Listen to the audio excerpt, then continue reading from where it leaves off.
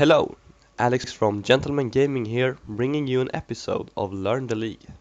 Today in Learn the League, we are going to talk about the most contested support right now, Alistar. Let's start off by talking about what runes and masteries you should take before going into the game. As masteries, you can go two routes. The first one is going deep into the Cunning Tree to take Windspeaker's Blessing as your keystone, because it synergizes a lot with your E. You also get the important 5% cooldown reduction if you go into the Cunning Tree. You should choose the Cunning Tree if you want to be a more protective support than a straight up tank. The other choice is going deep into the Resolve and taking Bond of Stone. This mastery gives you just straight up tankiness and the ability to soak some damage from your teammates. You should take this page if you want to be as tanky as possible. I have to say that I personally prefer playing with Windspeakers over Bond of Stones. Now let's talk about what runes you should look for. With Alistar, you want to be as tanky as possible to be able to use your crowd control as many times as possible in a teamfight. Therefore, I would advise you to use page with armor marks, health seals, magic resist glyphs and armor quints. This will give you the maximum amount of tankiness.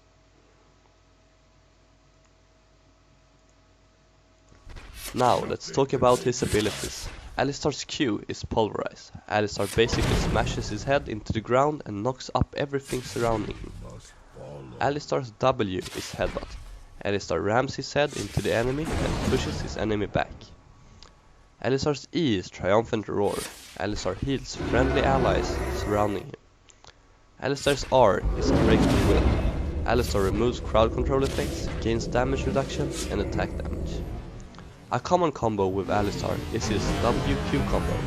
If you activate your Q, meanwhile you are charging your enemies with your W, your Pulverize will cancel the knockback by knocking your target up in the air. This is a really good way to engage with Alistar. An even more deadly combo to pick off your target is to flash Pulverize to knock up your target and cast your W to knock the target back into your team. This is performed by using your flash during your Q animation.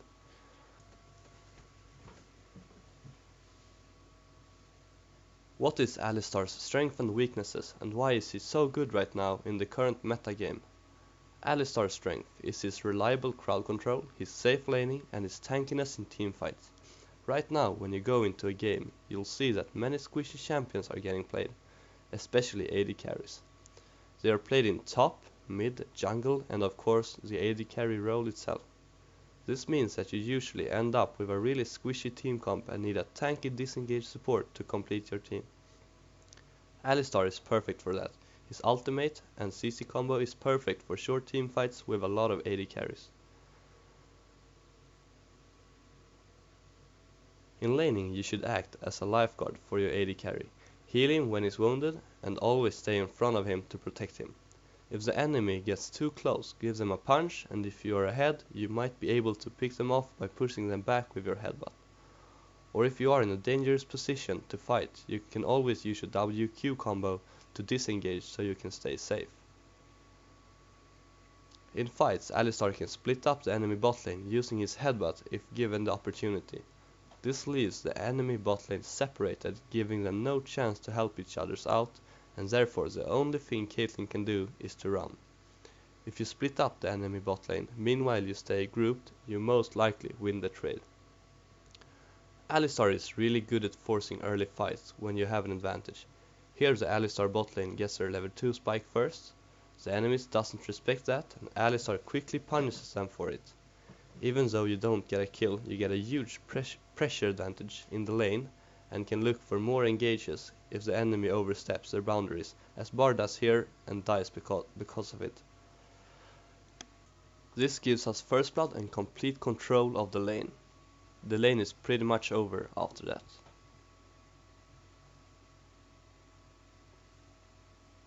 Here the enemy bot lane wants to contest a ward. This is a perfect opportunity for us to capitalize on their aggression by a Q flash combo so they can't react in time to disengage.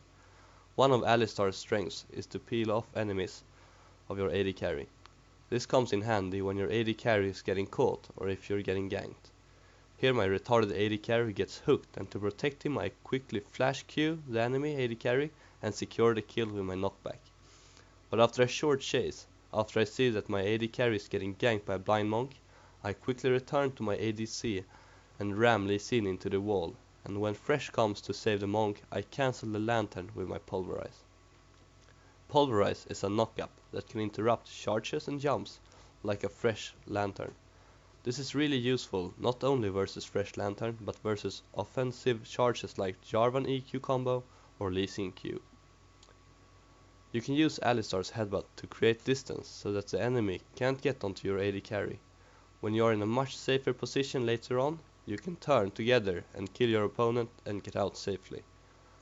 When your AD carry is in danger, don't be afraid to use your combo to disengage and reset the lane.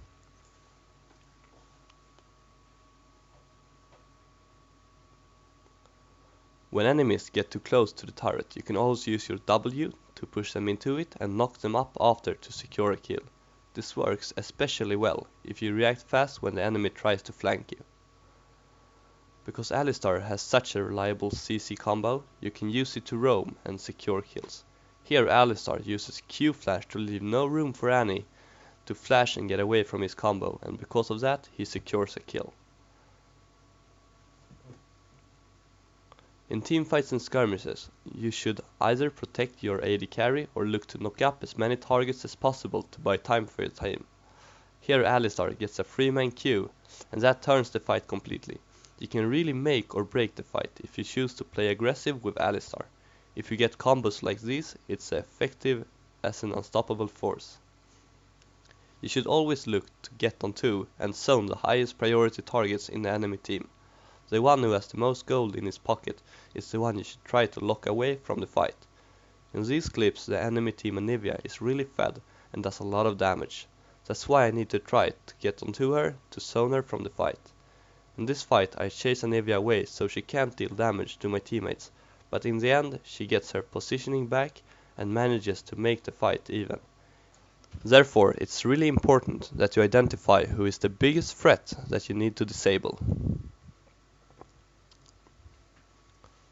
On the other hand, in this fight, I managed to get onto Anivia and zone her together with 3 other enemies.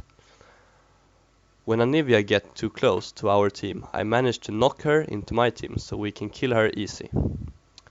These clips really show how important the role of a support can be, and you really make or break the team fight. This game-changing play eventually won us the game. And this is Alistar.